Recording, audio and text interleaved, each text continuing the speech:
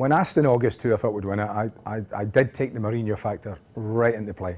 I thought with the talent they had at the team, the squad that they have in depth, I thought they had enough in a knockout competition to see it through.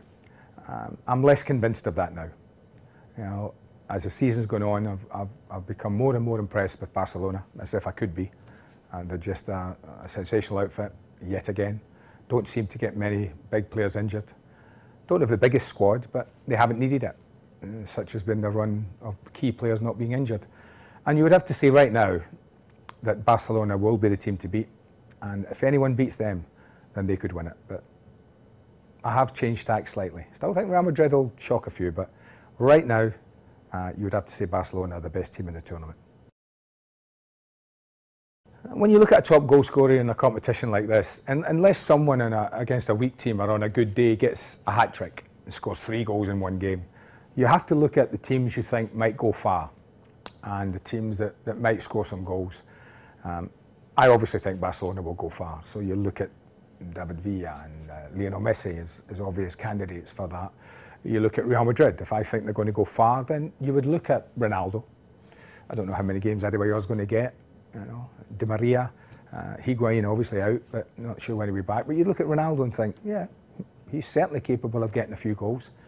Inter Milan, you'd look at playing fabulous football again under Leonardo, scoring all sorts of goals. So could Samuel Eto'o or even Diego Milito, who had such a fantastic tournament last year, be the ones?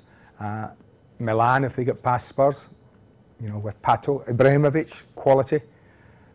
It's very difficult. I think the English sides will do quite well. I think if they get through, they'll do quite well. But have they got somebody who'll get into the top goal scoring charts?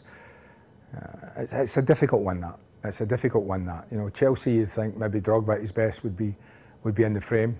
But is he at his best? You know, Torres. We wait and see in these. So you take all that into consideration and you look at it and you think, right, who do I think is going to get far? I think Barcelona are going to go far. I think Real Madrid are going to go far.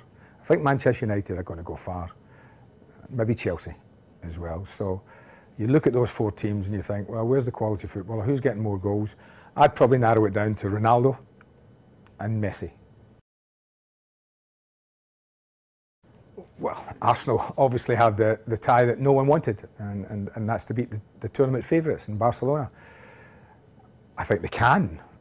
I don't know if they will, but they've got the ability to do so. And the scoreline flattered, I think, Barca last year when they put Arsenal out. I thought it was a lot closer game than the scoreline suggested. I think Arsenal are a better team at the moment than they were last year. I think that bigger players that they didn't have last year will be playing this time round. So that will make them stronger. And are Barcelona any better than last year? Probably. Probably. They've added David Villa to the side. You know, Messi's a year older and better. Iniesta and Xavi still orchestrating things in that central area. So they're good. So that's a tough one. Copenhagen against Chelsea. They might be top of the Danish league, but are they good enough quality-wise to beat Chelsea? I don't think so. It's a difficult task for Copenhagen. I think Chelsea will have too much power, too much quality, too much experience for Copenhagen.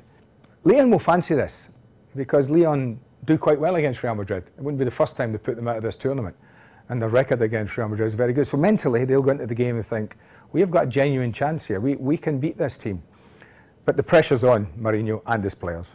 It looks like they're slipping away in La Liga. It doesn't look like they can catch Barca.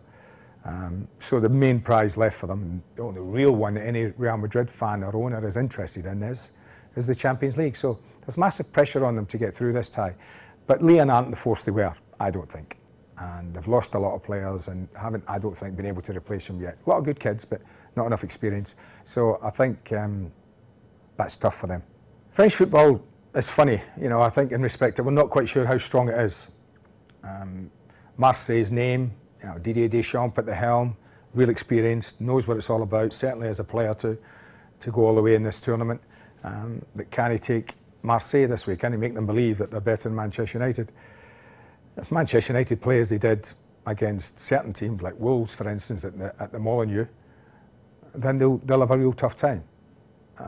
But if United are at their best, I think that they again, like most of the teams that go in here, will have a little bit too much strength. Too much strength. I think if there was a shock in that four, that we thought who might win, I think it would be Lyon.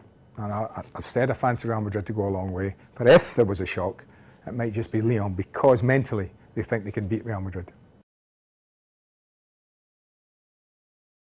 I think this tournament's so difficult to win is because that when you get to this stage now, particularly the last 8, not so much the last 16, because I don't believe that any of the 16 can win it, but I think when you get to the last 8, any of that 8 can win it. I think if you've gotten that far, then in a knockout tournament, when good days and bad days happen in sport, any team can win it. And I think that's what makes life really, really difficult to retain the title. And I think Inter will find that this year, how tough it's going to be. But it will happen. You know, it will happen. Someone will win back-to-back Champions League finals. That is an absolute certainty. But I don't think it'll be this year, because I don't think Inter are the strongest side. They're playing very well at the moment. They've really turned the corner. But I think that it's a tough ask, because I do think there are better sides waiting down the road for them. But I think it's purely because when you get to the stage in knockout football, anything's possible. And you usually have 8 very, very good teams, very good European sides when you get there, and it's difficult. Being at Wembley, it would be great to have a Premier League side in the final. I don't mind which one. The ones who dream will think Tottenham. You know, first big time in the tournament. What an amazing run that would be if Harry was to take his side to the Champions League final in London. Chelsea will think the same. Arsenal will think the same.